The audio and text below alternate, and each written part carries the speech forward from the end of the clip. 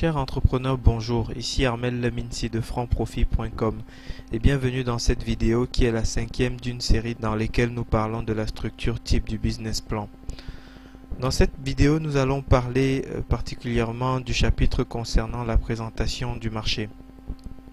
Nous allons aborder les 3 points qui doivent être évoqués dans votre business plan. Donc, il s'agit de montrer dans cette partie que vous connaissez votre marché, de montrer que vous savez qui sont vos clients et de montrer que vous savez aussi qui sont vos concurrents. Donc, en ce qui concerne la connaissance du marché, pour démontrer que vous connaissez votre marché, il y a 3 points à aborder. Le premier point, donc, ce sont les grandes tendances du marché. Quelle est la taille de votre marché? Quelle est la croissance de votre marché? Ça, ce sont des infos plutôt générales que vous trouverez facilement sur des sites comme par exemple l'INSEE ou bien des sites d'études de marché comme Zerfi ou Rostaf. Dans le deuxième point, il s'agit de répondre à la question quel est le chiffre réalisé par les entreprises de votre domaine d'activité de façon générale. Ici, le conseil que je peux vous donner, c'est d'avancer des chiffres concrets qui ne sont pas très difficiles à trouver compte tenu du fait qu'il s'agit de données générales à ce niveau. Donc, avancer des chiffres concrets parce que dire simplement que vous êtes sur un marché exceptionnel qui est en croissance et tout ce que vous voulez n'avance en rien. Au contraire, ça vous fait perdre en crédibilité parce que ce discours est creux ou en tout cas perçu comme tel par vos potentiels lecteurs. Ensuite, donc, on passe au deuxième point. Qui sont vos clients? Il s'agit pour vous ici de montrer que vous savez exactement qui sont vos clients. Et mieux vous savez qui sont vos clients, mieux vous êtes en mesure de leur adresser un message commercial qui parle. Donc, pour ça, n'hésitez pas par exemple à faire une description du profil type de votre client. Quel âge a-t-il? À quelle catégorie socio-professionnelle il appartient? Où est-ce qu'il habite? Quels sont les endroits qu'il fréquente? Quels sont ses loisirs? Ainsi de suite. Il faut dire quel est l'élément de ce profil type qui les qualifie comme étant vos clients potentiels. Répondre à cette question va vous fournir un avantage extrêmement intéressant parce que ça va vous permettre de savoir sur une masse de clients potentiels quels sont ceux avec qui vous devez passer le plus de temps, quels sont ceux à qui vous devez consacrer le plus de ressources et d'attention, parce que ceux-là sont les plus susceptibles de consommer vos produits. Donc ensuite, dans un troisième point, il s'agit de dire comment est-ce que vous pouvez les contacter. Ça, c'est également très important. Si vous connaissez très bien vos clients, normalement, vous devez savoir comment les contacter. En tout cas, si vous n'êtes pas capable de savoir comment contacter vos clients, vous serez simplement incapable de faire la moindre vente.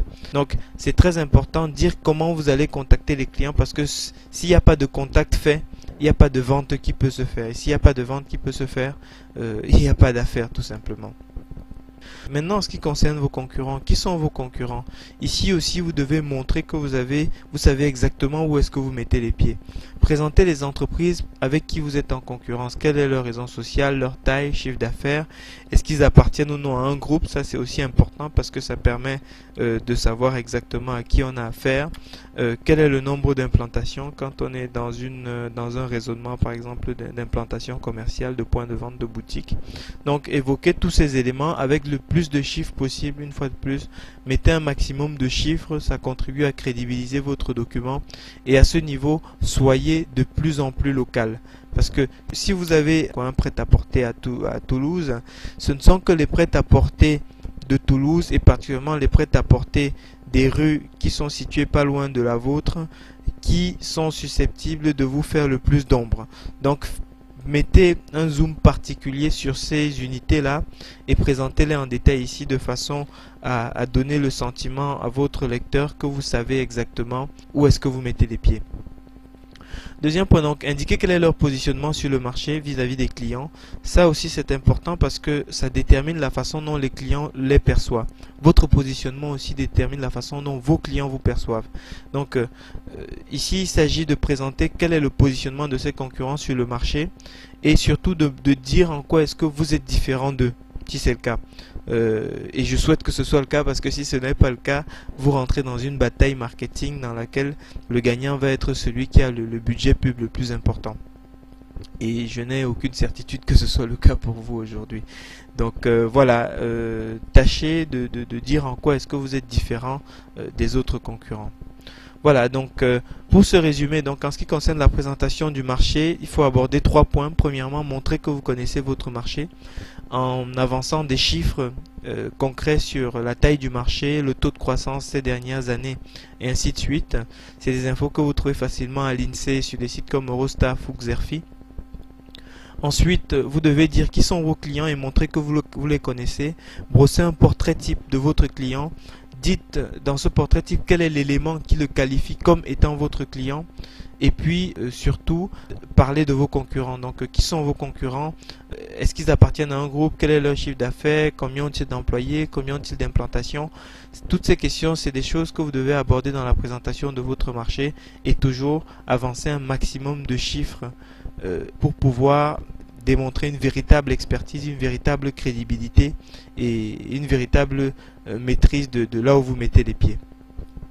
Voilà, nous arrivons à la fin de cette vidéo. Maintenant, vous pouvez passer à la vidéo suivante de cette série pour découvrir quelles sont les informations à mettre dans la présentation de votre stratégie, parce que c'est de ça que va parler la prochaine vidéo, comment présenter cette partie dans votre business plan. Donc sur notre site franprofit.com, donc franprofit, profit avec un S bien sûr, vous pouvez visionner toute la série de vidéos, donc les unes après les autres, et surtout télécharger gratuitement une structure type de business plan, donc au format Word, également compatible OpenOffice pour ceux qui utilisent cette suite, que vous pouvez donc utiliser immédiatement pour commencer à rédiger votre business plan.